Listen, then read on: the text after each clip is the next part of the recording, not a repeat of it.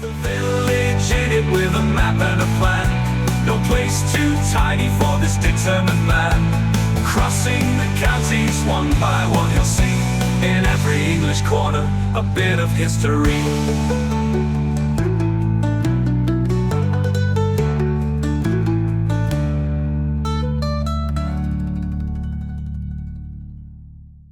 The East Lindsey series is sponsored by Gainsborough Cycles 01427 617 752. For all your cycling needs, this is your one-stop shop located at 20 Ropery Road, Gainsborough, or online at gainsboroughcycles.com. There's a link in the description. Gainsborough Cycles, ask for Trevor Halstead.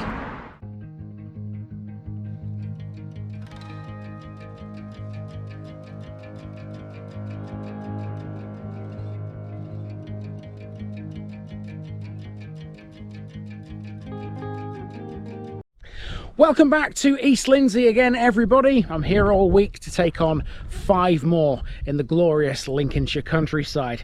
And you know what? Speaking of glorious Lincolnshire countryside, that's exactly what I can see all around me right now.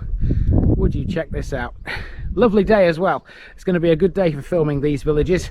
Now, the village I'm in today is split into 2 parts. It's got a high part and a low part.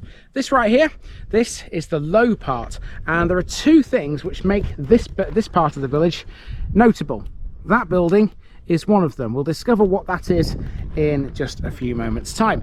Welcome to Hameringham.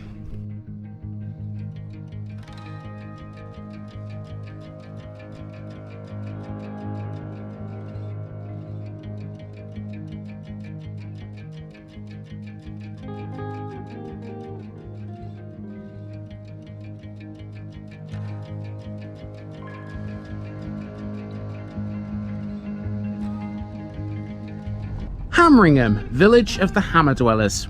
All this week on TVI, we're in East Lindsey as we take on the last batch in this district for 2025. Don't worry, I will be back next year. All 5 of these feature some tiny villages that span a chunk of land between Horncastle and Spilsby, and first up we have Hameringham. This one can be split into 2 areas, namely Low Hameringham and High Hameringham. These prefixes represent their location relative to each other. Low is in the south, whilst High is in the north, literally on some higher ground. Both are scattered, dispersed settlements with no true nucleus to them. They have a handful of buildings between them, but that number includes a church, 2 old chapels and a gorgeous thatched cottage. Otherwise, Hameringham is all about farms and their associated buildings. It's the Lincolnshire countryside at its most typical out here. Also included within the parish boundaries is the deserted medieval village of Dunsthorpe, located near Hameringham Grange. It commanded its own parish at one time before it was abolished in the 15th century and merged with Hameringham. It had its own church too, but that was said to be in ruins by 1421. Nothing remains of it today. So with all that considered, this won't be a long episode. We have a short walk to do in High Hameringham, but a lot of this will be covered by driving. Are you ready for another scenic drive then through the openness that we've come to know and love in Lincolnshire? Of course you are. Let's go.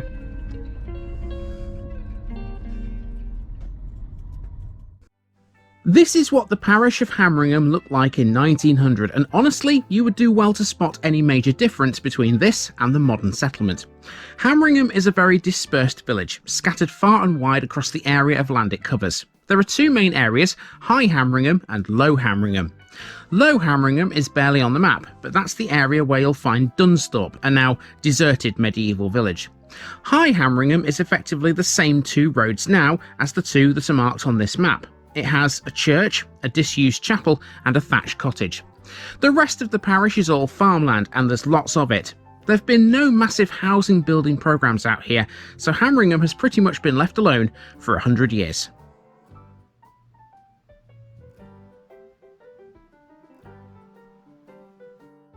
Let's start with Low Hameringham then. This is just to the south of High Hameringham, and you could perhaps count on one hand how many houses there are here.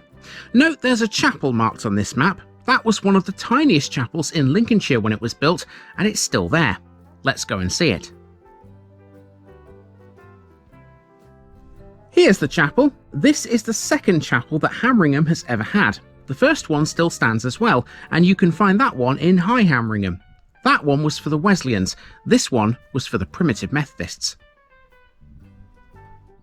The primitive chapel was built between 1863 and 1865. Although tiny, it must have been well used. It lasted until well into the 20th century, finally closing its doors in the mid-1920s. It became an agricultural store for a while, although there are some photographs that float around online that show it to be derelict. It's great to see it's not anymore. At some point in the early 2000s, it was converted into a very small cottage. Now known as Chapel Cottage, this tiny building is by far Low Hameringham's best feature. Mind you, there are other things this area is known for too. This lane leads to Hameringham Grange. We can only go so far up this because it becomes a private road as it reaches its end. Just before the end though, look to your left and you'll see the remains of Dunsthorpe. Dunsthorpe is a deserted medieval village which is now only represented on the landscape by way of a few limited earthworks. Bones have been found here in the past, although I couldn't find anything that tells us more about them. I've no idea if they were human or animal bones. However, human seems likely. For sure, this place had houses, but it's also known there was a church here too at some point. Records show it was in ruins by 1421. Could the bones have been from medieval burials in the churchyard perhaps? During the 15th century, Dunsthorpe was large enough to command its own parish. However, with the church in ruins come 1437, it was merged with Hameringham and the two have remained together ever since.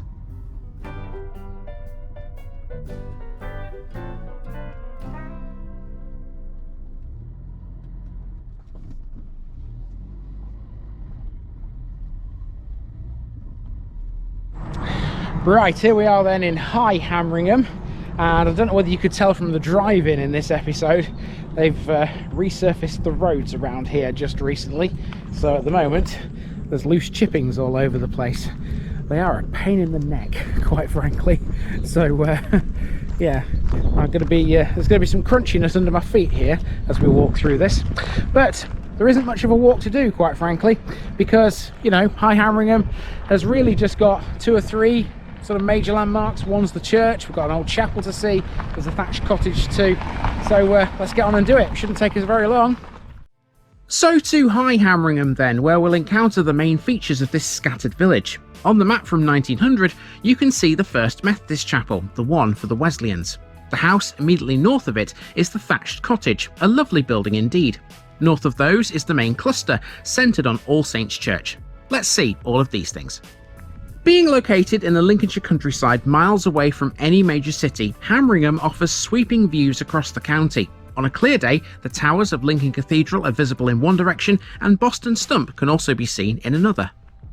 There are many walks in the area and several of them pass through the village. One public footpath runs right through the churchyard. That seems like a good place to begin here.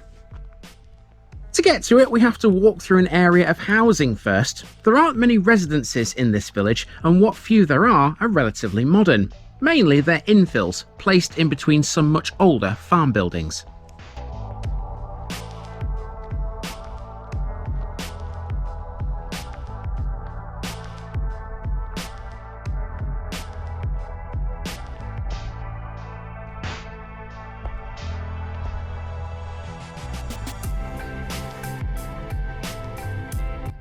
Hameringham's parish church, which is dedicated to All Saints, is a Grade 2 listed building dating from the year 1200. Despite that, it was heavily restored in 1893 by Hodgson Fowler after the nave collapsed.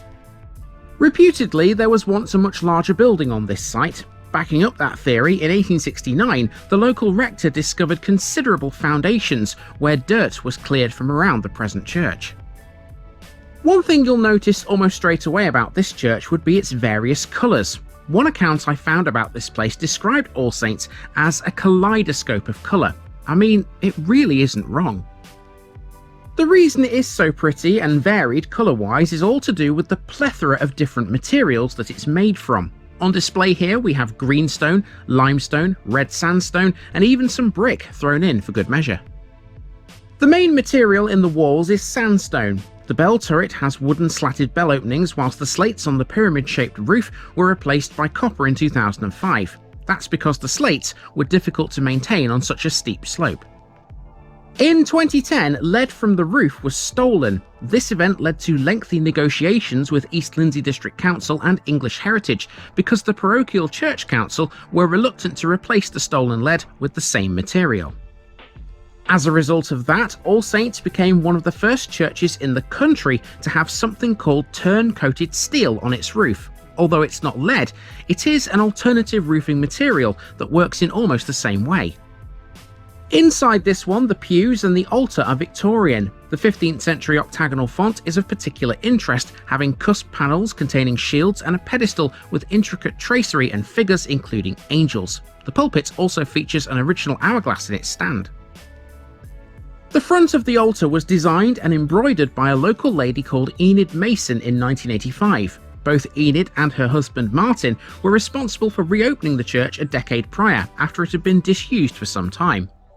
You can also see various marks on the walls in this church. Most of those are attributed to sword sharpening and musket fire, which went on during the Battle of Winceby. We'll see the site of that battlefield later this week. Speaking of conflict, the west window, made of stained glass, features a tribute to 2nd Lieutenant John Kenneth Bryce Smith, who died on September the 11th, 1915, of wounds received at the Bluff.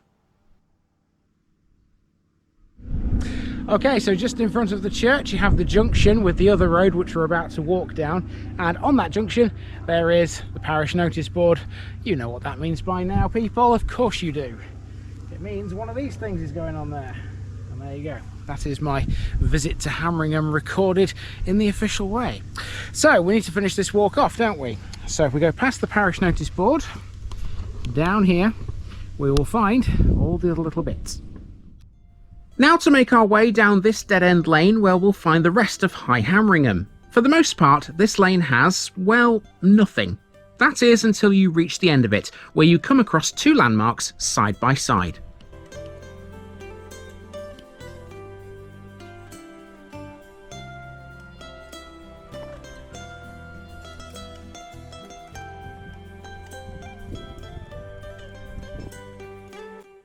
This is the Thatched Cottage, a Grade 2 listed late 18th century house. It's a traditional mud and stud building, and although it retains a lot of its original building work, it underwent a raft of 20th century alterations. I didn't find a great deal more about this, but wouldn't this just be one of the most perfect houses in which to live? Down a dead-end lane with countryside all around you and guaranteed peace and quiet is surely everyone's dream, isn't it? There are some neighbours though. Here's the other chapel, the original one which predates the tiny one in Low Hameringham. This was built in 1840 and it's changed a little bit since then. The building's entrance was originally on the south elevation, giving it a broad 3-bay front. Later it was extended, and as a result the entrance moved at some point in the late 19th century. Used by the Wesleyans, this chapel closed in 1981 and the building was subsequently converted into a house. Now it sits side by side with the thatched cottage, providing Hameringham with two very unusual Lincolnshire dwellings from differing time periods. That's the beauty of the English countryside.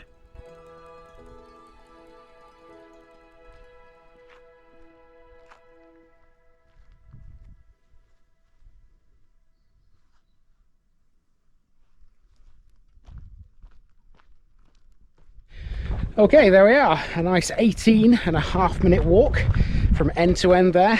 Good way to kick off this week in East Lindsey.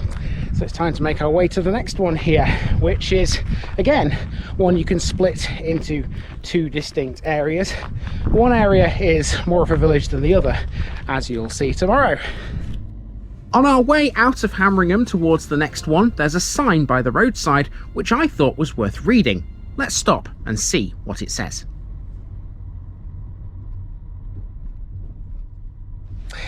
Okay, so this is what the signboard says. There's quite a bit of information on this actually.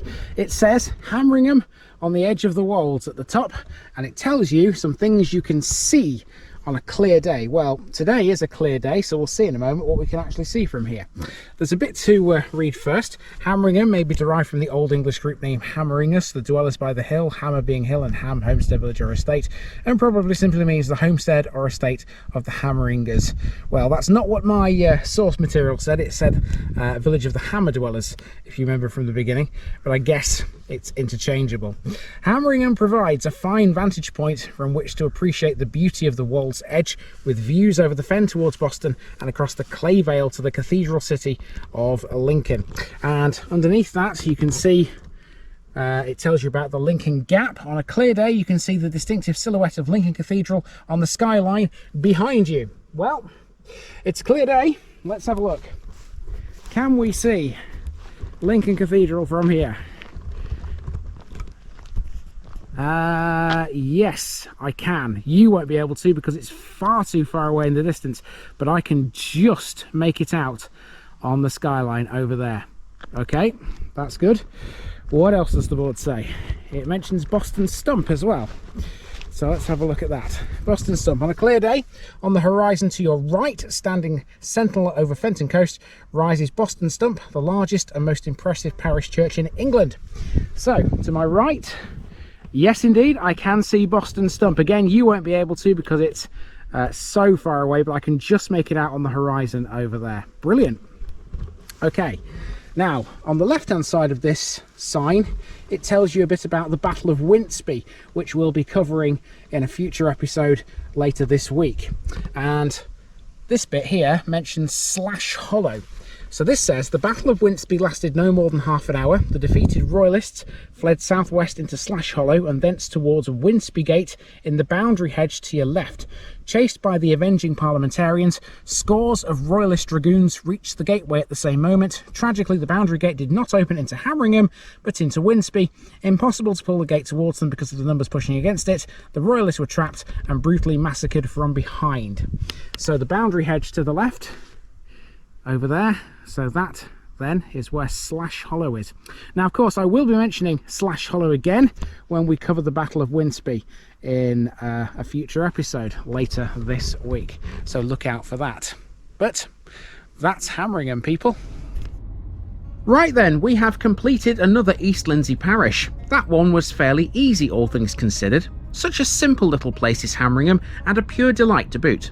The next one will see us crossing some land that's gated because we're about to go deep, deep into this farmland. We also have some unusual birds to talk about tomorrow too. See you again soon.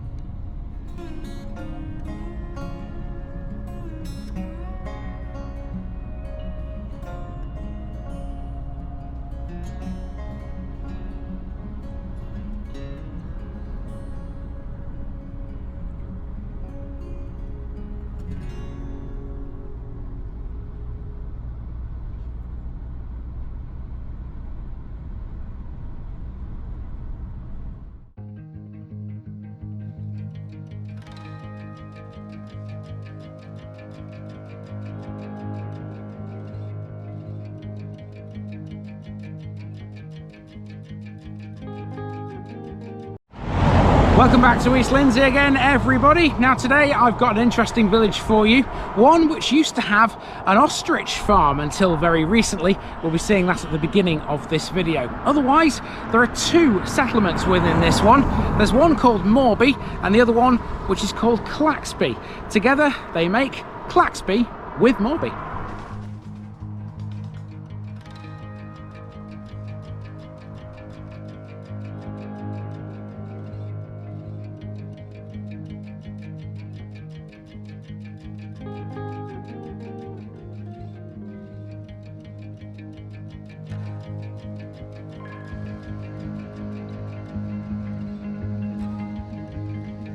Claxby with Moorby, Clacker's farm with Moor farm.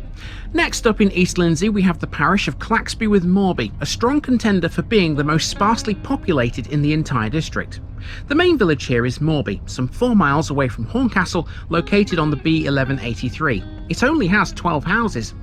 Claxby as a village no longer exists. It's a deserted medieval settlement which can only be seen in the form of earthworks from the gated road that passes through it. Whilst there may not be much in the way of housing, there are farms aplenty here, scattered all over the place, complementing the limited collection of residences. Both villages used to have churches, but neither of them stand now.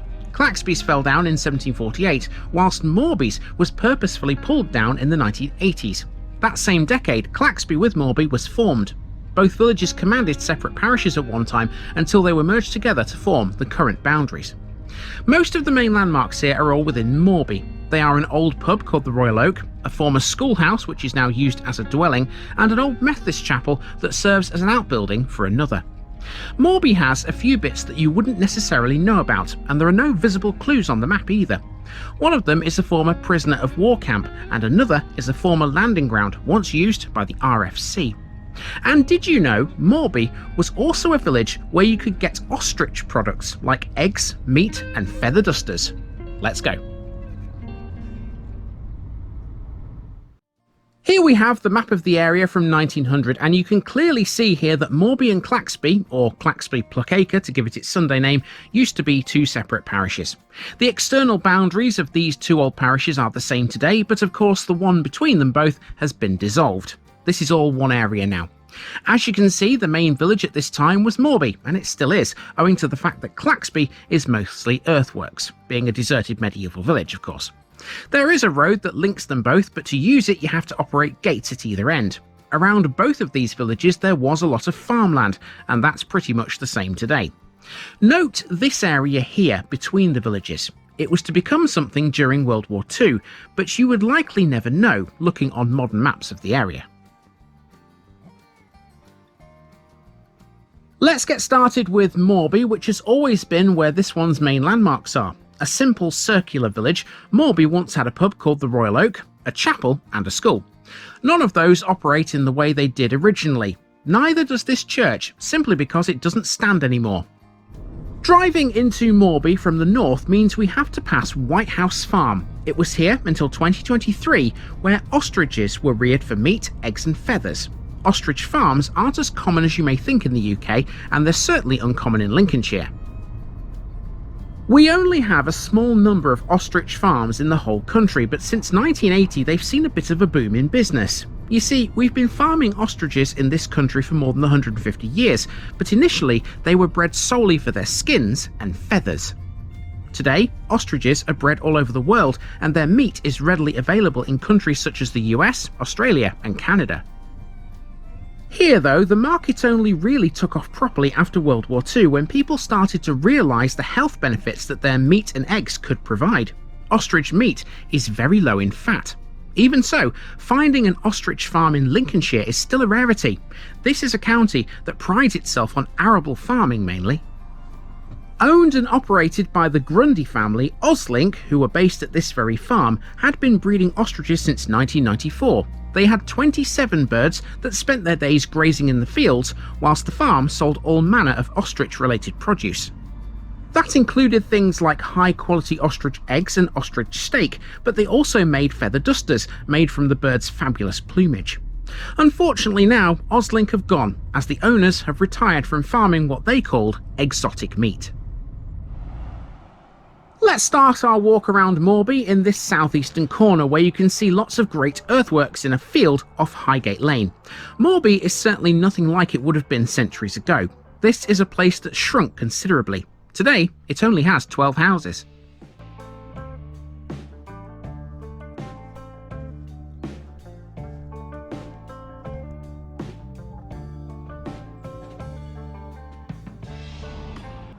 In the centre of Moorby there's a village green, although this isn't your typical one, it has to be said. This small grassy area is the site of an old farmyard, which was once probably owned by the Scrivelsby estate. So here we have the site of the church. Moorby has had no church since this one was pulled down in the 1980s. Today, the locals can attend church services at Wilkesby on the third Sunday in every month. What happened to this one then? Well, dedicated to All Saints, this church was a small structure in an early English style. It was made of Ancaster stone with brick bands and comprised a chancel, a nave, a vestry, a north porch and a small square tower with one bell and a spire. The parish registers dated from 1561 and included those of Claxby-Plucacre. It was all thoroughly restored by James Fowler in 1866, but he left a large and very early font. It was struck by lightning in 1893 and had to be restored again in 1911. In 1964, Pevsner noted a square font that included images of a virgin, the sun and the moon, some kneeling and seated figures, a cadaver and an angel. The vestry held a 16th century stone panel with the image of a man playing bagpipes and two dancing figures. By 1976, the church had become redundant thanks to declining attendances. It was decided not to save it, and it was demolished in 1982, with its site eventually sold, gifted or leased for other uses.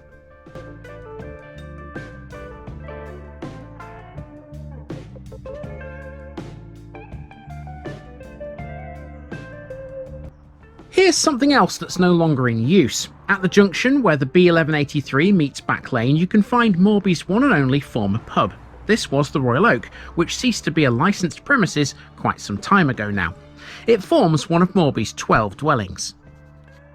It was a lack of inhabitants that led to the closure of this pub. That, coupled with the rising costs of maintenance, rendered this one obsolete. Moorby's nearest watering hole now is still a pub called the Royal Oak. It's the one in Hameringham-Claxby.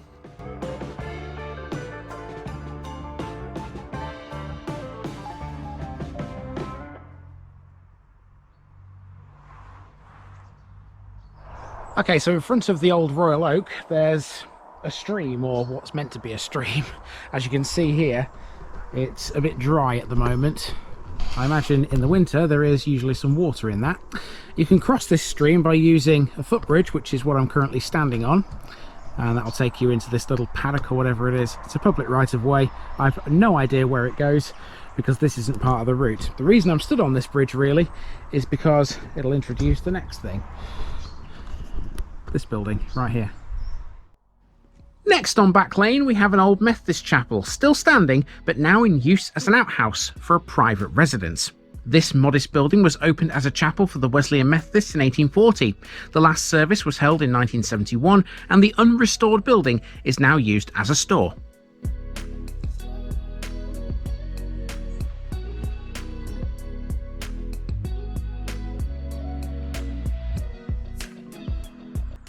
The last main landmark on the walk is the old school. This has ties to other former schools in the area. Built in 1856, this was part of a school board that served Moorby, Wilkesby, Claxby-Plucacre and Wood Enderby. It was actually a replacement for another school built literally in the previous year of 1855. This one was enlarged in 1872 and could hold up to 104 children if it was full. However, it never was. For example, in 1913, the attendance was only 48. It would eventually close in the 1950s, but it was actually more to do with goings-on in Revesby than Moorby.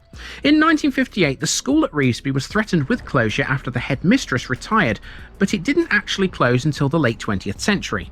It was kept open because instead the decision was made to close Moorby as part of a development plan. Its pupils would then transfer to Hameringham-Claxby. Ever since, the old school in Moorby has been used as a house, and it remains so today.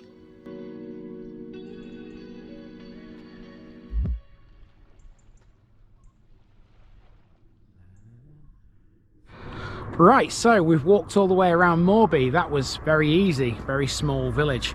On my way around the village, I had a chance meeting with the guy who lives in the old Royal Oak pub, and he was telling me that it's so difficult to find information about this little village. I must admit, I did struggle a little bit to find some bits about this place, but hopefully what I presented to you there is a bit more than what you guys may have found yourselves. Now, before we leave Moorby behind, we have got one other thing I do need to cover here. It's actually between Moorby and Claxby. It's on a little road just off the road to my right hand side. It's to do with the war. Do you know what it is? Well, you're about to. Our next area concerns a piece of land between Moorby and Claxby. To the naked eye it looks pretty innocuous, and being totally honest, a lot of it is just farmland these days. However, I wouldn't be covering this if it didn't have something of note. Located here during World War II, Moorby was the site of a prisoner of war camp, number 79. Often known as Camp 79 by the locals, this was a standard Second World War working facility for German soldiers. It was actually constructed, though, by Italian prisoners of war. Now demolished, its site was later used to house displaced persons and finally international students doing seasonal work on local farms. After the war, it became a poultry farm.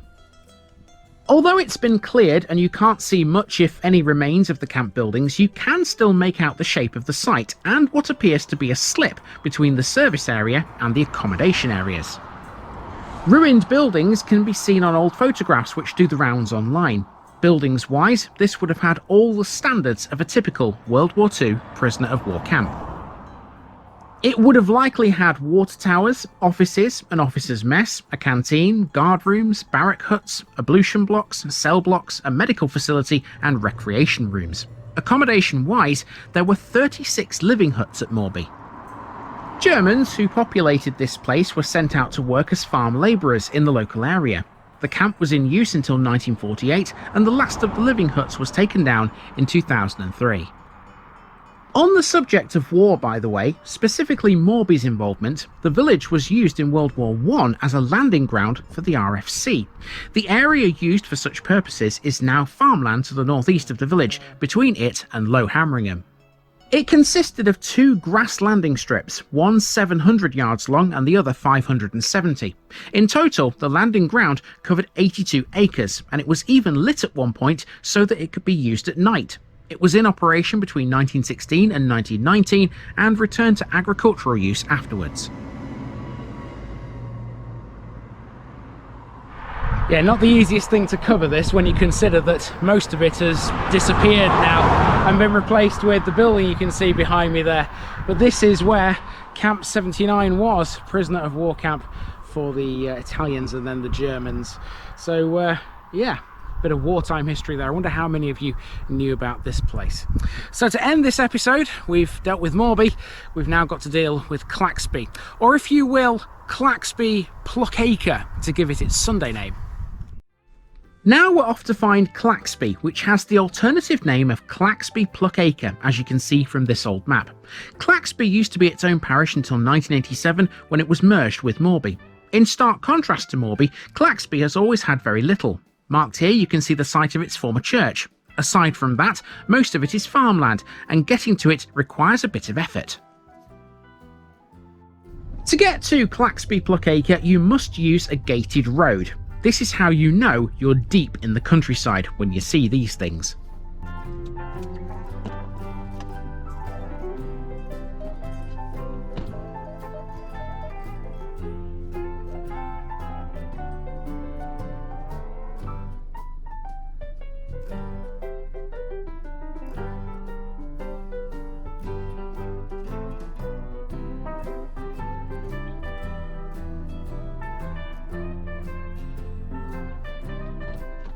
Claxby-Pluckacre is both a modern hamlet and a deserted medieval village. It's approximately 5 miles away from Horncastle and currently has a population of just 14 people, or thereabouts. Most of these people live in the small clutch of houses around its handful of farms. There would have been more houses once upon a time. The remains of the deserted village can be seen as earthworks visible between Hall Farm and the Grange. That said, they're not the most pronounced you'll ever see, but they are there.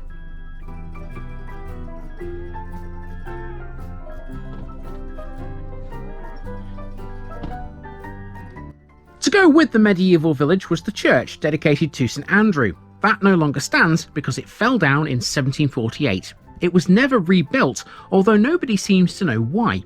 Its last priest was instituted between 1660 and 1662. Whilst nothing remains of it, it too can be seen as earthworks. Every year in July there's an annual pilgrimage to the site of the church. This is accompanied by a silver band from Hameringham-Claxby, a village we've yet to cover. The band provide music for a service which helps to commemorate the loss of over 250 villages and hamlets in Lincolnshire over the past 4 centuries. Claxby, of course, is one of them.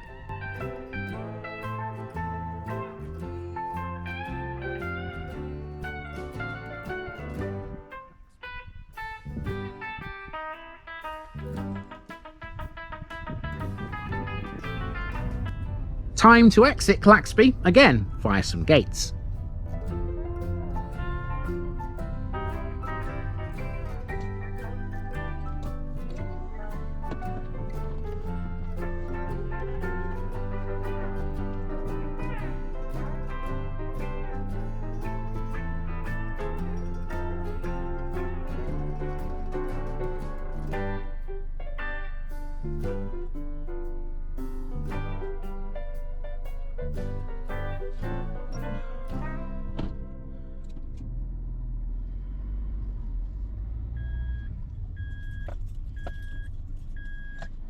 Now, I'm led to believe that the road I'm about to drive down here after coming through that gate is quite a bumpy one. Let's see. So, from ostriches to deserted medieval villages, that's ClaxbywithMoorby, folks, another very varied place in the Lincolnshire countryside. Next up, we have a place synonymous with conflict. We're off to find a battlefield in the next episode, which will tie together handily some bits we've learned in previous East Lindsey adventures. See you tomorrow.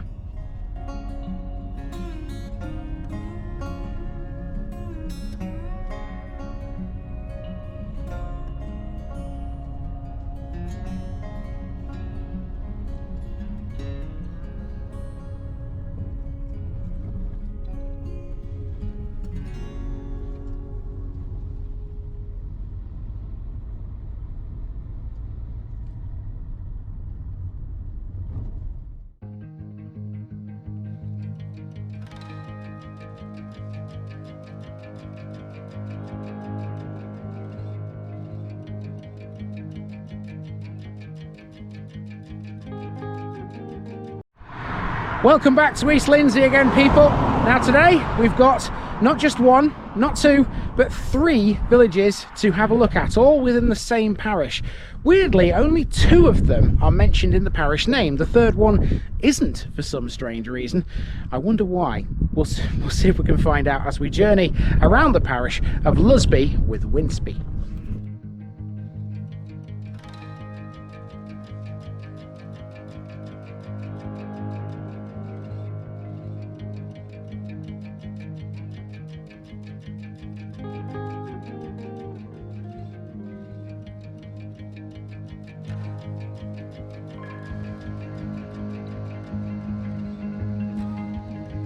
Lusby with Winceby, Lutter's Farm with Vinder's Farm. Today on TVI we hit the parish of Lusby with Winceby, another tiny one on the Lincolnshire Wolds. This is a lovely little place and it consists of three villages. Two of them are literally in the parish's name. They are the beautiful little village of Lusby, which has a church, a chapel and a school, and the very historic Winceby, famous for its battlefield. The other village, which isn't included in the name, is Askerby. That sits to the south of the other two and it's generally all about the parkland associated with the hall. In the middle of it all, there's an area called Snipedales, a very rare part of the Wolds in fact, because it showcases to visitors how they once used to look. In this episode, we'll get a look at three churchyards. Only one has an active church now, because the other two have been pulled down. Nonetheless, it's worth going to see all three to see what they used to look like. In Winceby, we'll get a look at a large farmhouse too, that's the rather unlikely base of an oil and gas company with worldwide interests. Winceby also features a garage which may interest all you classic car enthusiasts. By far though, the most interesting bit of this episode comes in the form of that battlefield, where in 1643 Oliver Cromwell almost met a sticky end. There are tales aplenty about the Battle of Winceby, including one that claims Cromwell was spared by his would-be assailant because his horse had been shot from under him. The battle may only have been a short one at 30 minutes long, but Winceby's significance in the entire war is one that often gets forgotten. We'll dive into all the reasons why as we journey through this area. Let's go. Lusby with Winceby should, in my opinion, have a different name. After all, it's not just the villages of Lusby and Winceby you can find in this one.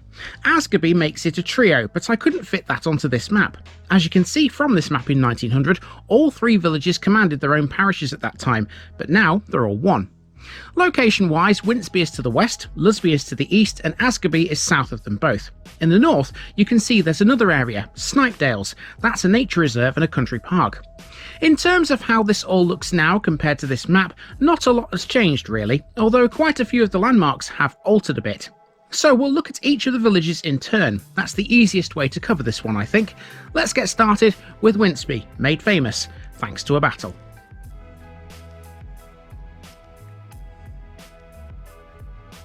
You can split Winceby up into two areas, the village itself and the Winceby battlefield. The battlefield is handily marked here. It took place in the fields west of the village. In the village you can see a church is marked. That's no longer there, but the churchyard still is. The grand mansion-like Winceby house is still there too, and we'll be sure to take a look at that. Let's start with the battlefield. The Battle of Winceby took place on the 11th of October 1643 during the English Civil War. The conflict saw the Royalists, under the command of Sir William Widdrington, be defeated by the Parliamentarian cavalry of the Earl of Manchester. Winceby is seen as one of the lesser battles of the Civil War. It lasted a mere 30 minutes. It is notable though because it was the first time that Oliver Cromwell and Sir Thomas Fairfax would fight together on a battlefield. Cromwell was nearly killed in the conflict. There were in total around 6,000 troops engaged in the square up here, which isn't a lot by Civil War standards. However, the significance of Winceby far outweighs its scale. For Parliament's Eastern Association Army from East Anglia, this was their first major campaign. In the battle, the Parliamentarians destroyed a combined force of Royalist cavalry and dragoons from both Lincolnshire and Newark. This was a key win for the Parliamentarians because during the summer of 1643, the Royalists had drawn up plans to win the war by marching on London. However, they couldn't do that unless they could defeat the Parliamentarian forces holding the key cities of Hull and Plymouth. Their loss in this battle therefore stopped the plans in their tracks. They were so severely handled here that their siege of Hull was given up the next day. The victory was so swift and complete that the Association infantry didn't even have time to engage the enemy. The outcome would be that most of Lincolnshire would fall to Parliament, and there was a halting of Royalist ascendancy in the region. During the battle, the Royalists initially enjoyed a bit of success, but the collapse of the Royalist left and centre meant that Widdrington was left with a choice: either retreat or face envelopment. Cromwell, who had rejoined the battle by that point on another horse, mounted a flanking attack, and that was enough to cause the Royalists to flee the field in confusion. For the remainder of the day, the Parliamentarians hunted down Royalist stragglers, not stopping until dusk. The Royalists lost about 300 men in this battle, whilst the Parliamentarians only lost 20. It was a comprehensive rout. So how did Cromwell almost meet his end here? Well, reports of the battle tell us that he had his horse shot from under him, apparently by Sir Ingram Hopton, who was himself killed in the subsequent fighting. Some accounts indicate Hopton acted like a true gentleman and opted not to kill Cromwell as he lay exposed and defenceless on the ground. It's said that after leading the Parliamentarian forces to victory at Winceby, Cromwell travelled to Horncastle to pay his respects to Hopton. Hopton is commemorated by a memorial canvas above the font in St Mary's Church at Horncastle. The canvas's inscription describes Cromwell as an arch-rebel. Note, by the way though, the canvas bears an incorrect date for the battle, October the 6th, 1643. The battlefield is quite high ground, a considerable elevation given we're in a generally flat county. Although the general location of the battlefield is certain, the exact place where the action was fought is still open to debate. Information boards about the battle have been installed in various places around Winceby. There's one here in a lay-by immediately northwest of the village, for example, on the B1195. This one overlooks the site of the battlefield.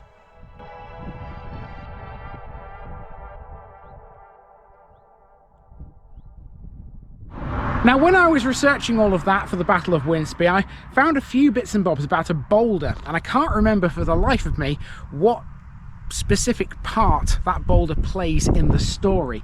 I wonder if this is the boulder in question, because it's right next to the information board that you've just seen there as I've been talking about the Battle of Winceby. I wonder if that's it.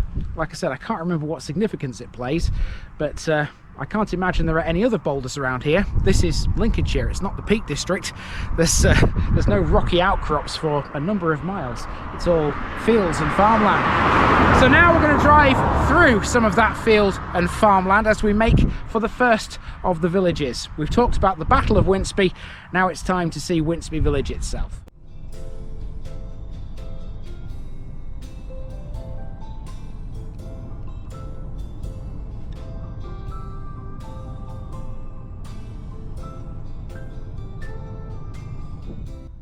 So here we are in Winceby village. Let's have a walk around. Our first task is to make our way through this field towards the site of the now lost church here in this village. Handily, this footpath will take you right to it. Winceby is a good example of a deserted medieval village. Although it was quite an important settlement in Domesday times, it gradually faded into relative obscurity as its population declined, a process that was probably augmented by the effects of the plague. You'll no doubt notice as we traverse this field that there are earthworks all around us. These are commonplace in the entire parish. Both Lusby and Asgarby are also full of them.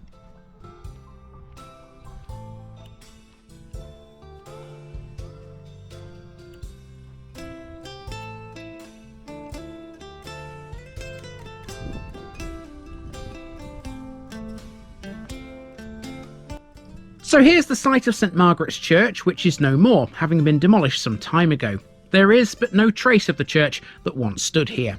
There are the remains, though, of a few scattered gravestones in the churchyard, which is open to the public still. The building that once stood with them was removed in 1964. It was a Victorian replacement for a much older building that stood here previously. Its predecessor was a small thatched church which had a combined nave and chancel. The new church was built in 1866, so it didn't quite last for a century. With no church now, it would be so easy to dismiss Winceby as a place of interest if the battlefield wasn't a thing here. There really is very little else to the place.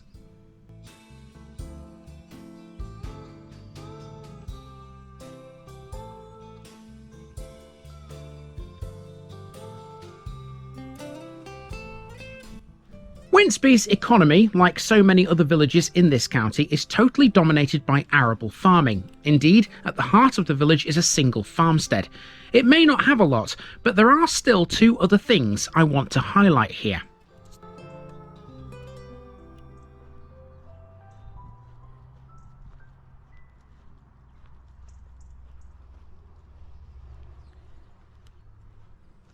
A little bit up and downhill, that footpath, and lots of stiles as well. I much prefer gates. I don't know why people have stiles, quite frankly. Gates, I think, are much more effective, but I don't make the rules. Now then, we've reached a track here, and on this track, if you head that way, you're heading back towards the main road. And if you do that, you pass a big house on the left. That is Winceby House. Let's talk a bit about this. This is Winceby House. It's a farmhouse, but what a place this is, right? Grade 2 listed and built in around 1860, it's made of yellow stock brick and some ashlar dressings. It's 3 stories tall, which is pretty mental for a farmhouse. These days, it's also the HQ of a business called Badley Ashton. They were established in 1982 as a high-quality geoscience consultancy. They provide specialist reservoir description and prediction advice to the oil and gas industry all over the world. They are a multinational company with offices in the UK, the USA, Oman and the UAE. They've recently opened an independent office in Abu Dhabi too. Now I bet you didn't expect to see something like this in a place like Winceby, did you? Badley Ashton has substantial experience in the UK and Norwegian sectors of the North Sea, the Caspian Sea, North and West Africa, the Middle East, Alaska, the Gulf of Mexico, Australia's northwestern shelf, and many other regions around the world.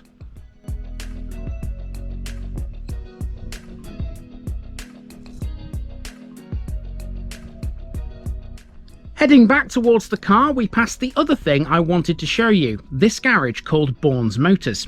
Formerly known as Bourne's Garage or Bourne's Tyres, this for a long time was the only garage in the area focusing on tyre fitting. It was also a WCF filling station. That branch of the business closed in around 2012, marking the end of fuel sales. Bourne's Motors now focuses on the sale and repair of classic cars. I'm led to believe that at some point in the past, a resident of Winceby had a collection of classic Morris miners and ended up having his very own Battle of Winceby. It was him versus the local council about some sort of issue I couldn't nail down. I wonder, who won that one?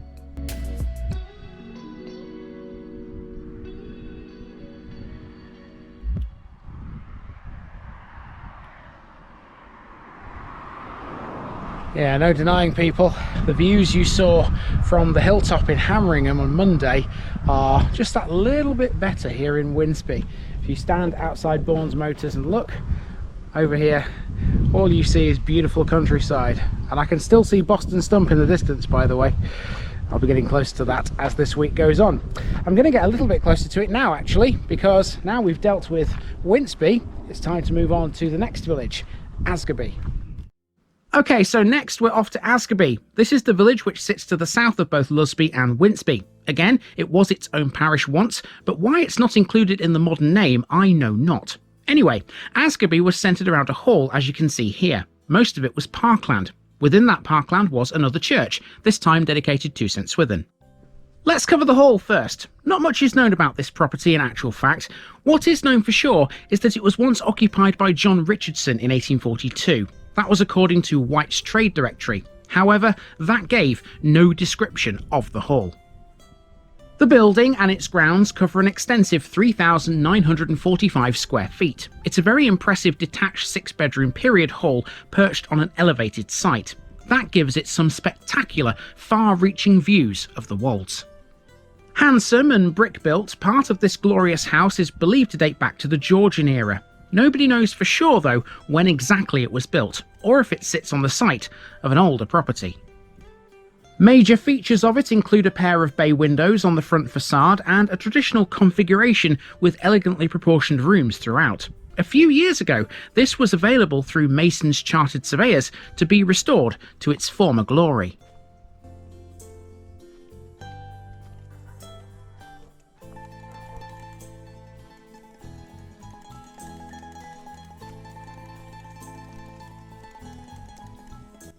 So too the church, or at least the site of it. Dedicated to St Swithin, it was a single-cell church with a louved bellcote at the western end. It had a green stone base with red brick above that and a slate roof on top of it all. Date-wise, it was early 19th century, but it stood on some medieval walls. It was given a restoration in 1882, but by 1966 it was disused. 20 years later, most of it was demolished, leaving behind a small bit that's just been left abandoned ever since. Again though, in much the same way as in Winceby, you can access the churchyard. Not that there's a great deal of stuff to actually see within it. The site is reached by a footpath on both sides of the churchyard. Churchgoers here would have been able to look south from this to see Boston Stump in the distance once upon a few years ago. You still can, but you have to fight your way through the trees and undergrowth these days instead. So if you go past that lit gate, which looks like time forgot, doesn't it? You end up on this, well, here. You end up here. The footpath continues past the lit gate and through Asgarby Hall's parkland. And you end up overlooking this magnificent lake here. Now, we don't see very many lakes in the Lincolnshire Wolds, do we? But there's one here in Asgarby. Haven't got a clue where this footpath goes beyond this point, quite frankly. It sort of goes off into the trees that you can see behind me there. It probably runs away towards another village. We're not about to do that. We're about to turn around and head now for Lusby, because that's Asgarby pretty much covered. The last of the 3 villages to go and see is Lusby, but before we get to that, we have to take a look at this area. This is Snipedales between Winceby and Lusby. In 1900 it was a fairly open space with relatively few trees, a nice mix of woodland and farmland. Today though, it's both a nature reserve and a country park. Snipedales is a very unique area on the Wolds. It's one of the few remaining examples anywhere on them that show them as they once were. It has a rich history that dates back centuries. Its form took shape in the last ice age, when glacial forces carved its lush valleys and rolling hills. In the mid-20th century, efforts spearheaded by local conservationists and the Lincolnshire Wildlife Trust led to the establishment of Snipedales as a protected area, a scheme aimed at preserving its unique biodiversity and natural beauty. Their work helped rejuvenate native plant species and create habitats for an array of wildlife. Today, it consists of a raised heathland nature reserve in the west and a semi-natural, mostly coniferous woodland country park in the east. Its location within a steep-sided valley means it contains many small streams, sourced from springs. The water in Snipedales flows into a larger stream that becomes a tributary of the River Lim. In turn, that flows down to Great Steeping and then eventually ends up in the North Sea via Gibraltar Point. The Prime Meridian runs through Snipedales, and you can find a plaque here which marks its journey through the park. Size-wise, the park stretches to 210 acres, of which 90 is woodland, previously owned by the Forestry Commission. Today it's owned instead by Lincolnshire County Council, who jointly manage the site with the Lincolnshire Wildlife Trust. Access is by foot or wheelchair only, although there is a car park with visitor facilities. Dogs are allowed on a short lead in the country park, but they're not allowed in the nature reserve.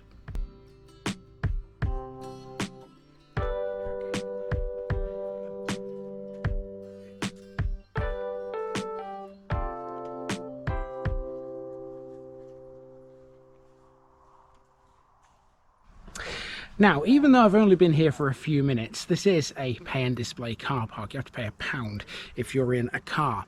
And I do have £1. There you go, you see? Exactly £1 right there. But this machine doesn't take 2p's and 1p's. So, because of that, I can't obtain a ticket. So, if the people who own the sort of land around here see this video, I'll leave you this £1 down there next to the machine. Hopefully it gets to the right people. So we have one area left, and it's the village of Lusby, the largest of the 3 in the parish. This is a simple little place really. Most of it is located on a single street. On that street in 1900 you could find St Peter's Church and a Methodist chapel. Those are still there. Complementing them close by there was a school. Let's see what these look like today. Let's have a look at Lusby's church. This is now the only church in the entire parish, given that Winceby's and Askerby's have both been knocked down. Grade 1 listed and dedicated to St Peter, this is a typical East Lindsey church, built of greenstone. It dates from the 11th century, although it does have some 15th century additions. It was further altered in 1893 by Ewan Christian, which actually saw it be slightly reduced size-wise. The porch is the most recent addition, 20th century in date. Note that this one has a bellcote. It used to have a tower, but the bellcote does that job these days. Rather unusually, sheep are allowed to graze the churchyard here. Mind you, I bet they do a better job of keeping the grass tidy than the council do. And they're cheaper to maintain too. Features of this one include a late 11th or early 12th century grave marker incorporated into the wall above the keystone of one of 2 blocked doorways in the nave. Both doorways are Norman. This one also has some Anglo-Saxon bits in it too. It's a proper historical hodgepodge. There are 6 memorials in the church referring to past villagers. Of particular mention is the niche built into the south wall with a touching brass memorial inscription. It records Anthony Palfreyman's grief at the loss of his wife Catherine, who died in 1555. Palfreyman was a wool merchant. In 1716, the rector of Lusby was the brother of the former Dean of Windsor, Penistone Booth, who was born in Lusby himself. Both were part of the extensive Booth family, progenitors of Sir Felix Booth and the branch that would inherit the Dunham Massey estates via marriage in the 15th century.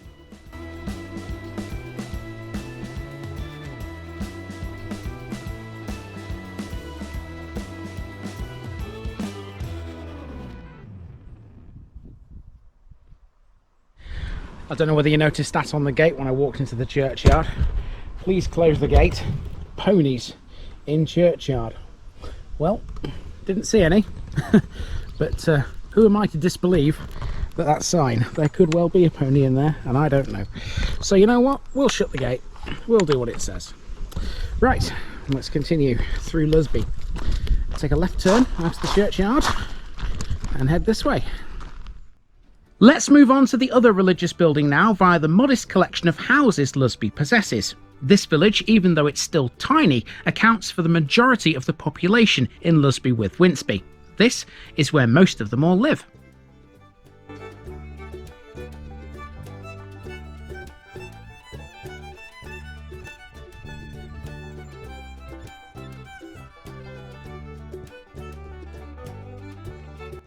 Methodism in Lusby can trace its origins back to 1799. In that year, a house was registered for worship, but it would take another 20 years for a chapel to be erected. One was finally built in 1819 on Main Street, and you're looking at it here. It was used by the Wesleyans. It would have been a fairly modest building at first, but it was enlarged in 1842. It lasted a long time because it didn't close fully until 1996. Despite that, the last regular service was held in August 1994. Just before it closed, it had a membership of just 4 worshippers. It stood unused and empty for a while, but now it appears to be a dwelling. And speaking of dwellings, here's another building that used to be something else that's now lived in. Lusby once had the local school, Lusby C of E. This was built as a national school to serve the village as well as Winceby and Asgarby at the same time. It closed in 1962, and ever since the three villages have been without any form of educational establishment. This has seen a lot of extensions since it was built, and it's now barely recognisable as an old school from the road. That's really all there is to Lusby, and so with that we're done with the parish of Lusby with Winceby. You cannot overlook places like these. They might be tiny dots on the map, but they have loads of hidden bits to them. The same goes for the next parish. Its name is a quite curious thing. Indeed, Douglas Adams once thought so.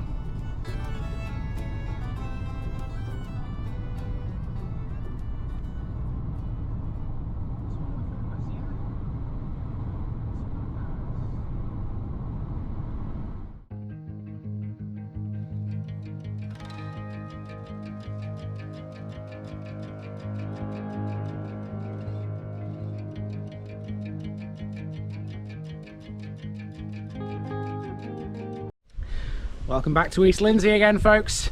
Now I've got an interesting little village for you today. I always seem to say that, don't I, at the beginning of episodes. These villages are always interesting. They've got loads of stories to tell us. Now this one has a connection to something that we've been seeing from a distance over the past couple of episodes, actually. In Hameringham, you could see in the very, very, very far distance, if you zoom right in, Boston Stump. Now Boston Stump has a connection to this village by way of its bells. Welcome to Mavis Enderby.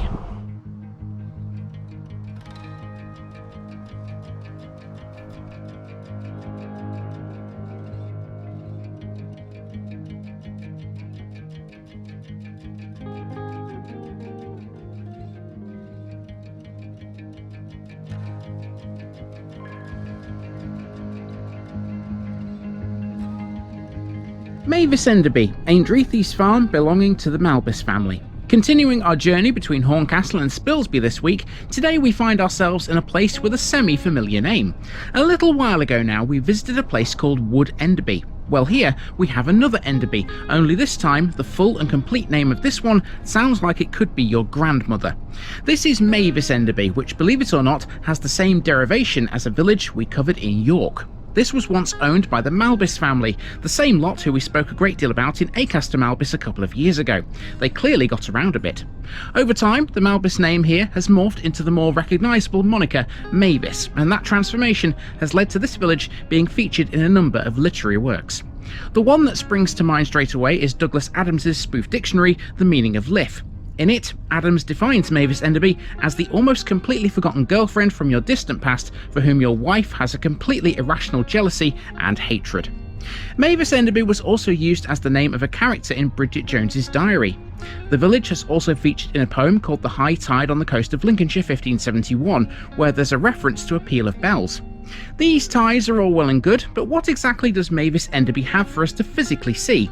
Well, not a lot. It's a tiny village which is bypassed for the most part by the B1195. Within the village though, there's a lovely church, an old school, a chapel and a clutch of houses. It all sits around a small square with a green at one corner. Let's have a walk. Here's the map from 1900, and if this was a game of spot the difference, you'd struggle to find any changes between this and what's here today. The main area of settlement is here, with the majority of Mavis Enderby based around a square of land off the B1195. Virtually all of the population live around that square, although there are a few scattered properties and isolated farm buildings here and there. They're not massively important though. Mavis Enderby is a very woody parish. You can see there are clumps of trees around the village, and that leafiness also extends into the main square.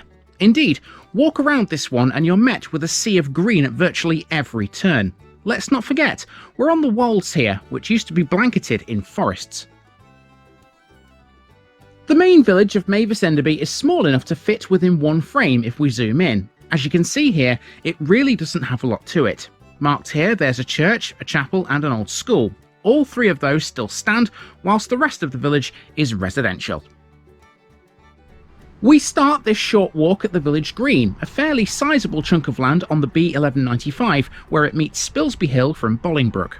This area has the highest concentration of residential properties anywhere in Mavis Enderby.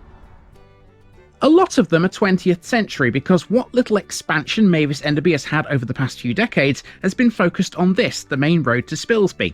It makes sense when you think about it. This is the widest road in the village, the rest are narrow back lanes. This village is laid out in a square shape. The B1195 forms one side of that square. Our first job here is to take a walk up to the church and the old school using one of the other narrower sides. You have to be fairly brave to take a car down here.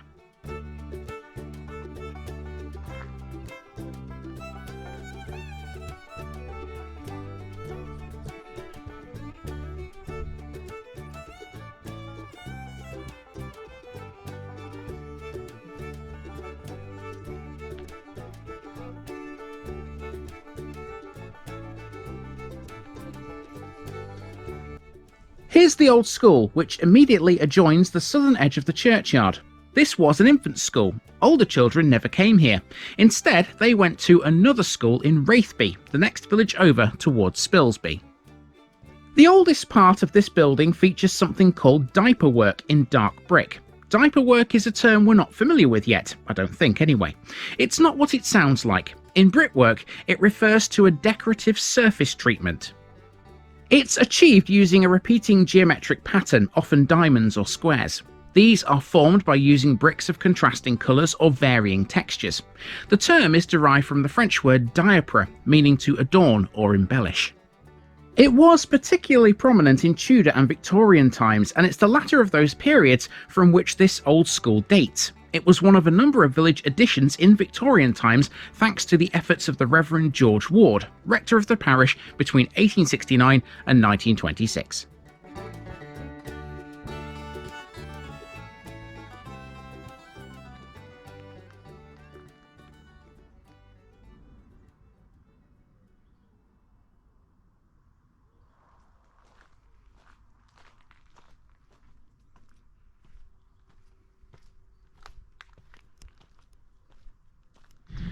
Okay, so we've arrived at the churchyard here in Mavis Enderby, and you can get to it into this pretty simply because there's no high wall or fence or whatever. You don't even have to go through the lit gate. You can just walk up the path at the side of it like you've just seen.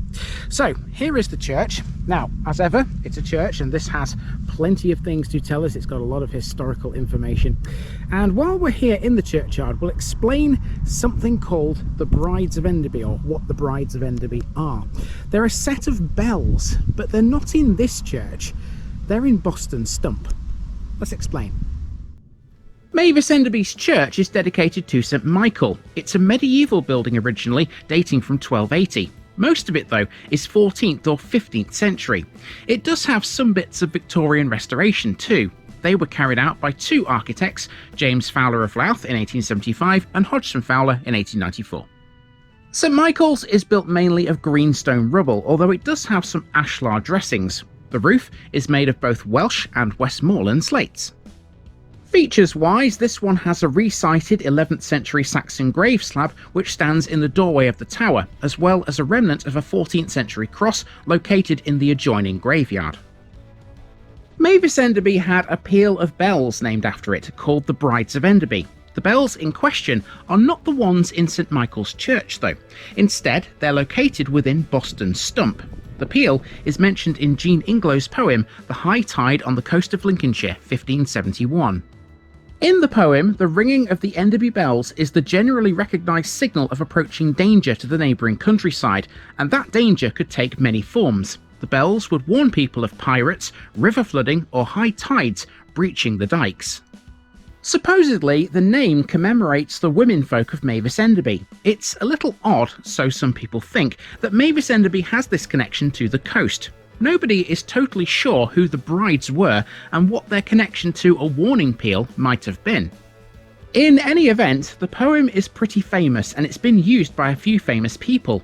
An extract from it can be found at the head of Rudyard Kipling's short story At the Pit's Mouth. The full poem is very long, so here's a short extract from it.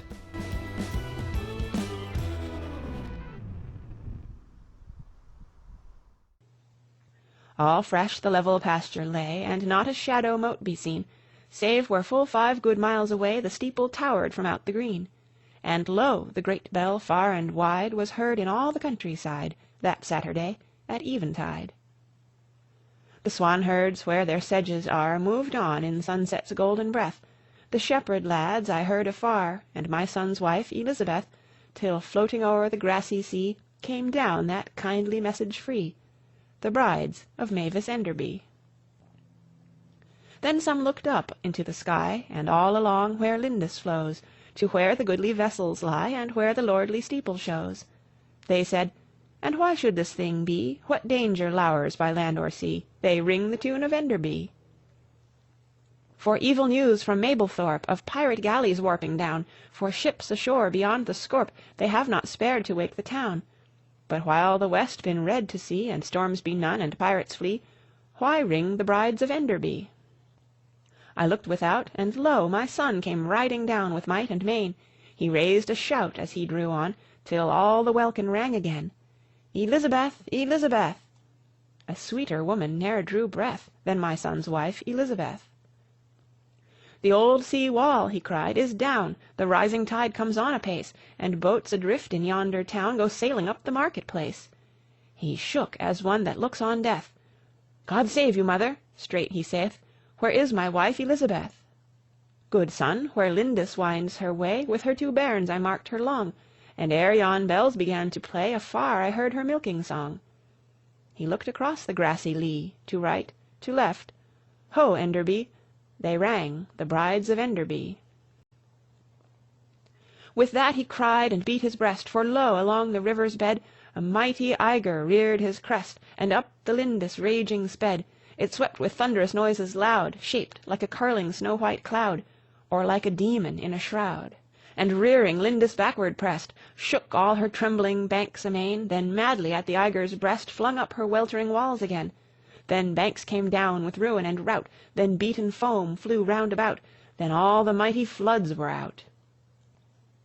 So far, so fast the eygre drave, the heart had barely time to beat, before a shallow seething wave sobbed in the grasses at our feet. The feet had hardly time to flee, before it brake against the knee, and all the world was in the sea. Upon the roof we sat that night, the noise of bells went sweeping by. I marked the lofty beacon light stream from the church tower, red and high, a lurid mark and dread to see, and awesome bells they were to me, that in the dark rang Enderby. Next door to the church is the rectory, although it has a different name these days, Mavis Enderby House. Again, it was the Reverend George Ward who was responsible for the construction of the rectory in 1871. It would go on to be the property of the Lord Bishop of Lincoln, and in 1957 it was he who sold the house as a freehold property, to be known as Mavis Enderby House from then onwards. So now we have a walk to complete the rest of this village via the rest of the square. We've so far only seen one side. The remaining 3 sides have very little on them. Indeed, most of what we're about to encounter here is either residential or it's a mass of greenery. Mavis Enderby is a village that's literally full of trees. This is hardly surprising. The Lincolnshire Wolds were once covered in trees and forests. We have seen similar Wolds villages such as Fulletby, for example, where the number of trees dwarfs the population total. So then, this is a chance to fill in some bits of Mavis Enderby's history from the time of Doomsday to now. In the book, it was recorded as Enderby. There was no mention of Mavis or anything similar. It was a substantial village at that time. Mavis Enderby was certainly a lot bigger than it is now. There are earthworks all around it in the fields. Now it's just a small hamlet surrounded by countryside, farmland, and an area of outstanding natural beauty. There has been very little change in the past 200 years. Enderby is a Viking title, distinctively of Old Norse and English origin. There are several Enderbys across Lincolnshire, and this is the second time we've met one. Wood Enderby is one we've also been to, but there's another, Bag Enderby, not too far away from here. This settlement would grow into Enderby-Malbis in 1302, with the Malbis part of the name stemming from its association with the Malbis family. They owned the manor at that time, as well as owning land at Acaster Malbis in York. Over time, Malbis would be recorded in several different ways until eventually it became Mavis. This village, therefore, has no connection to any women called Mavis, it's just a coincidence. that hasn't stopped people using the name Mavis Enderby for fictional female characters. Indeed, in Bridget Jones's diary, written by Helen Fielding, Mavis Enderby is a character. Mavis appears in the diary as someone Bridget's mother uses as a reference point, particularly for her own transformation. Perhaps more infamous is its appearance in Douglas Adams's The Meaning of Life. That's a spoof dictionary of things that there aren't any words for yet. According to it, Mavis Enderby is the almost completely forgotten girlfriend from your distant past for whom your wife has a completely irrational jealousy and hatred.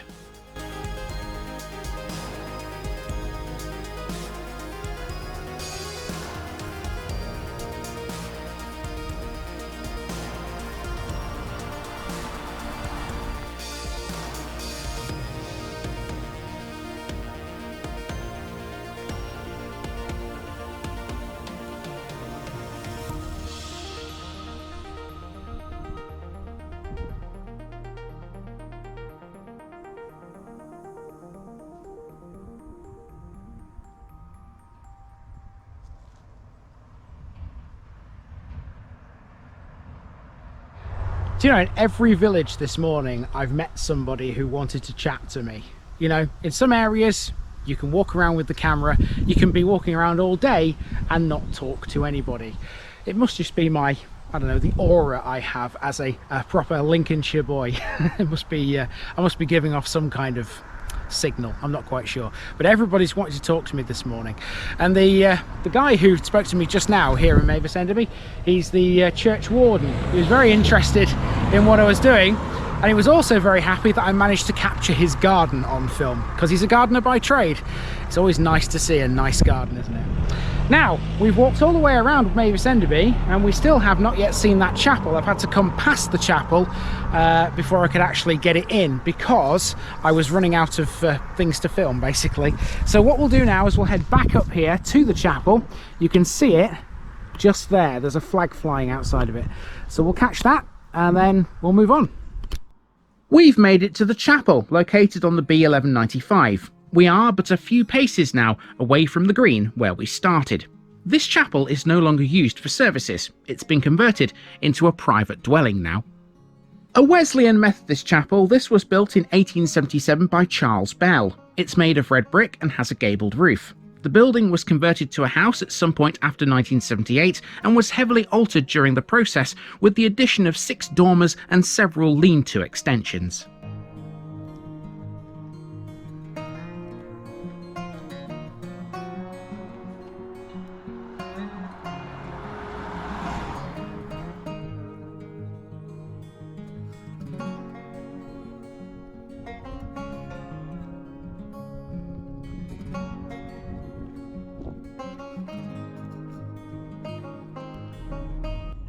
And that's it, folks. We've made it around the square, and so we've made it around Mavis Enderby. Not bad, actually. We managed to get around the whole thing without encountering anyone called Mavis, and certainly nobody that would fit Douglas Adams's rather damning definition.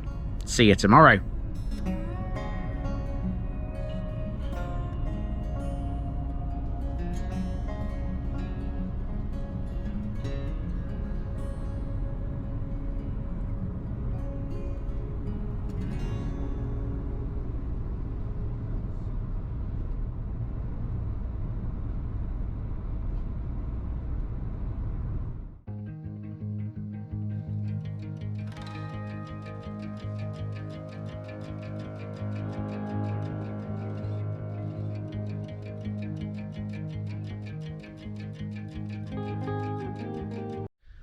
Hello everybody, welcome back to East Lindsey again for the last time this working week. It's a Friday. Now then, I've got a question for you to begin this one. Where is the most important Methodist chapel in Lincolnshire? Now, if you answer that question with the town of Epworth, you're not wrong, but I reckon the one that's here in this village is equally as important. Welcome to Raithby.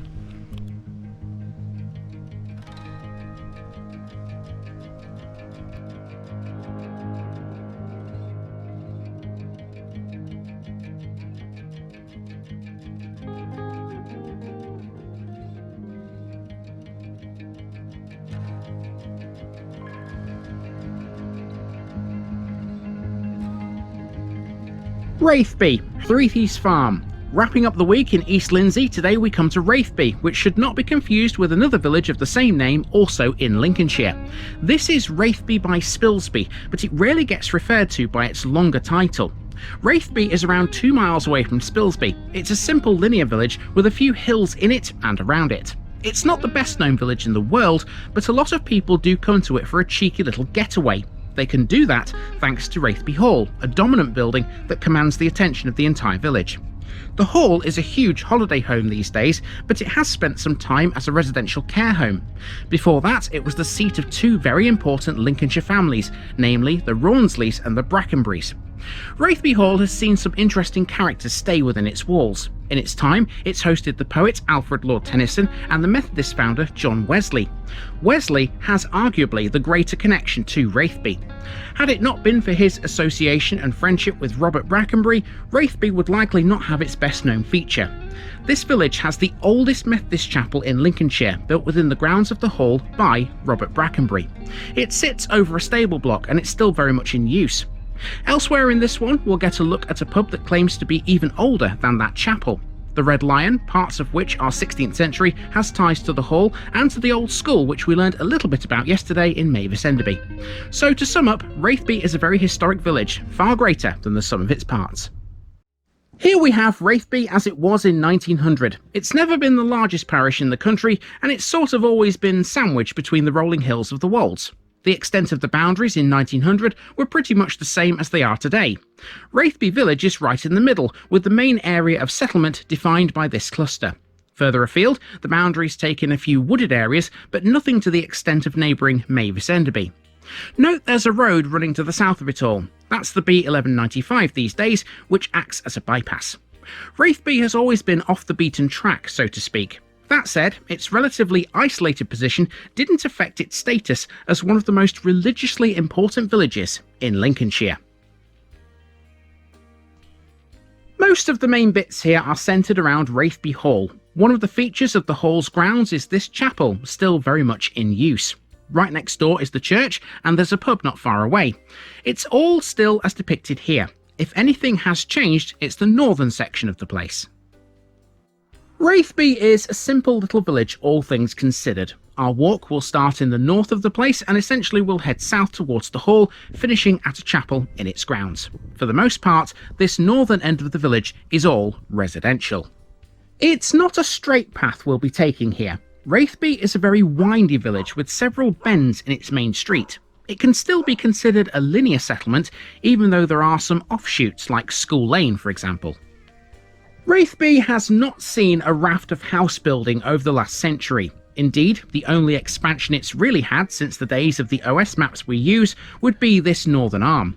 It's a happy, eclectic mix of houses and bungalows. Quite nice, all in all.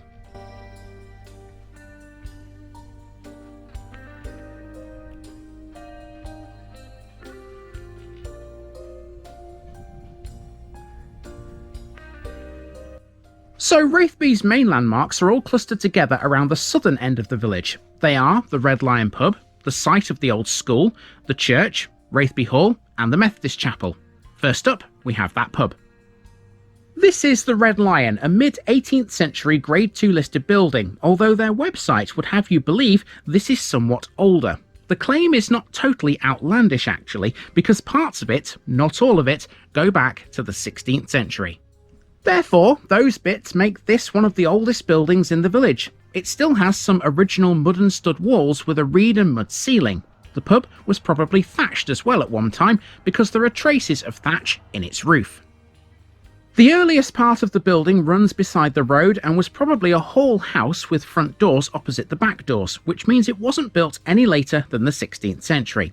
The first floor was added sometime between 1900 and 1910. In the early 20th century, the Red Lion belonged to Messrs Soulby, Sons and Winch before being purchased by a Mr Preston Rawnsley in 1932. It was then auctioned in 1941 along with local farms, cottages and land. It was then bought by the Shades pub, owned by James Hole & Co. It was also a home as well as a pub. The Greenwood family lived in the pub from 1859 to 1959. Robert Leary Greenwood took the licence in 1859 and his son held the licence until 1926. He had 11 children. On that evidence, he could have done with a TV. All 11 were born in the pub and 2 of them, a pair of sisters, lived here until 1959. One of the sisters taught at the village school, whilst one of her brothers, Joseph, returned to the village after a lifetime of service as a butler. All of the family were ardent church workers. Mary Greenwood played the church organ for 12 years, and her mother was organist for nearly 60 years from the age of 12 to 70. In the early days, the pub was open from 6 AM to 10 PM 6 days a week. The ale was brought up from the cellar in jugs. The only light available to make that job easier came via paraffin lamps and candles. Water came from outside wells or water systems. There are 3 wells at this pub. It was once rare to see women in this building. Now they're welcome just as much as the men.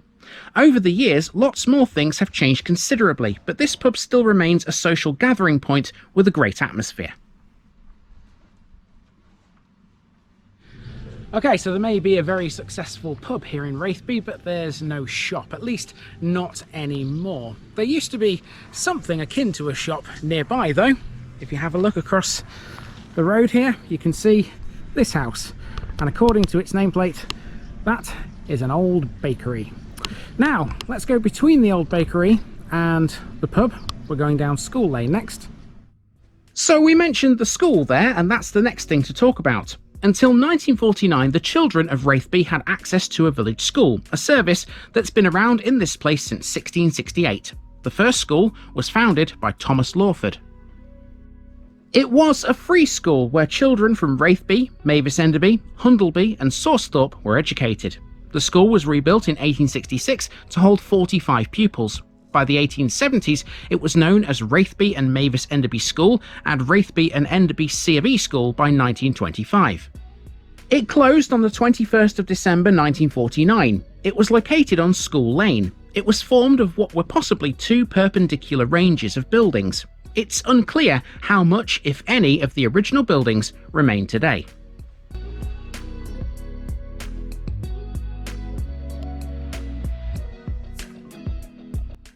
The church in Raithby is a Grade 2 listed building dedicated to Holy Trinity. Dating from the 12th century originally, this was largely rebuilt in 1873 by Sir George Gilbert Scott.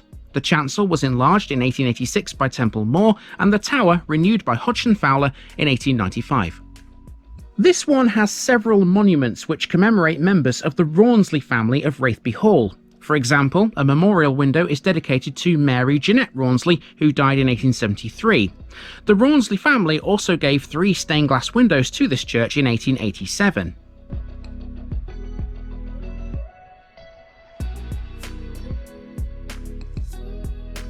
The Lit Gate is also a memorial for a member of the family. It's dedicated to the memory of Sophie Janet Rawnsley. The Lit Gate is Grade 2 listed and dates from 1907.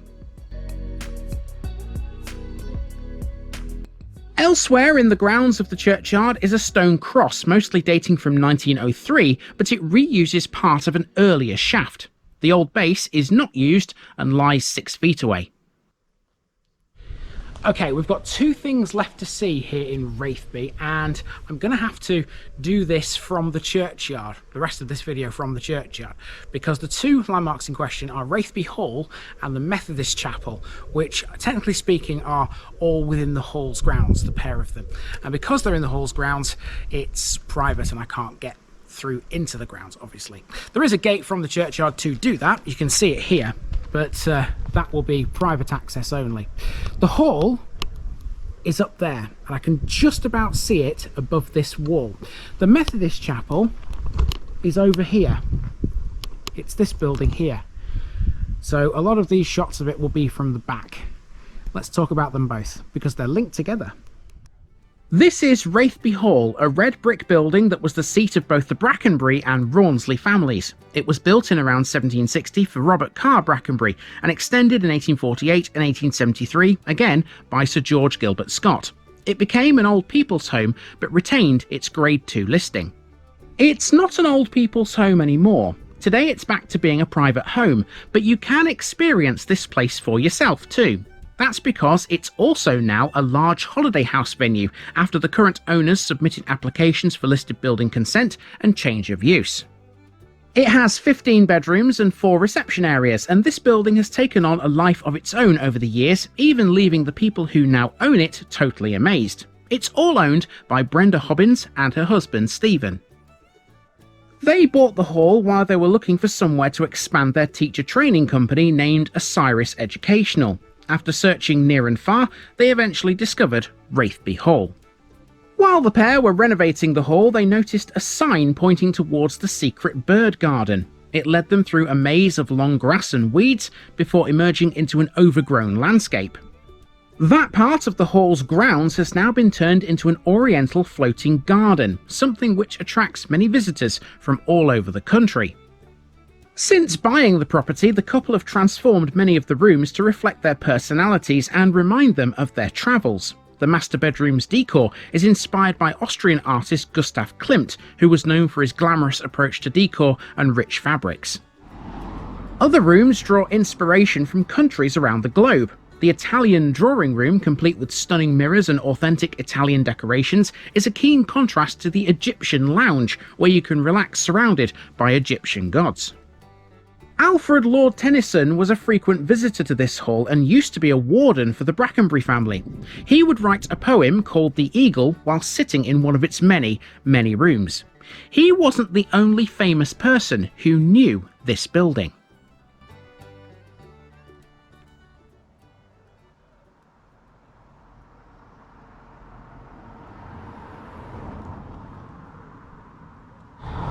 So that's the hall, but what makes that chapel so interesting then? Well, let's find out. You see, the hall was stayed in by quite a few different people.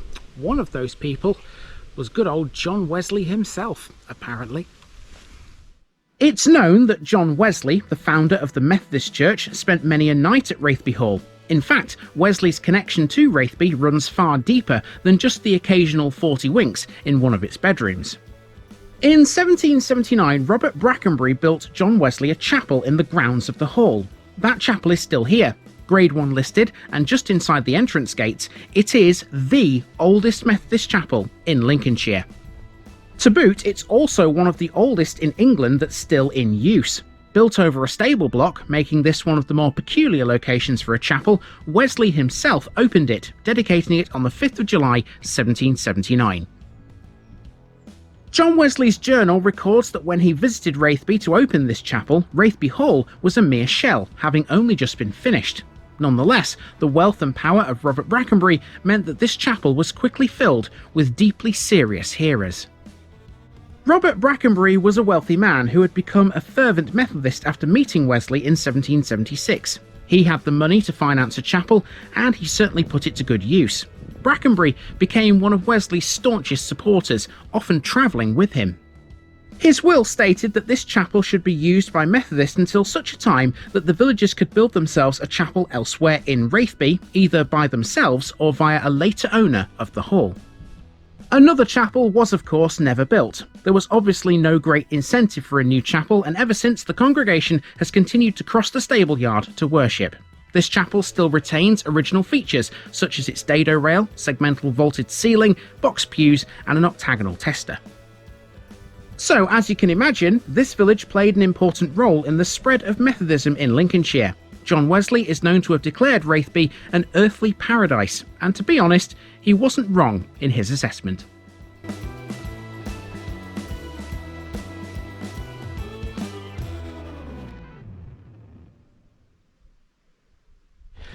Okay, so once you walk past the front entrance to Raithby Hall, the village just kind of stops at this point. There is another house, or pair of houses. This could be 2 houses actually, rather than just one. I think it is 2. But once you get beyond this, there's not a lot of much, quite frankly. It just runs off into the countryside. And that's it. That brings us to the end of Raithby, and also to the end of this week's East Lindsey run. So I'm going to head up that little hill up there, through the trees, and away. Thanks for watching this week. So then, the completion of our walk through Raithby means we've come to the end of another batch of East Lindsey parishes, and that's your lot for 2025. Fear not, Lincolnshire folk, I will be back next year to East Lindsey. We still have loads more to cover. Thanks for watching.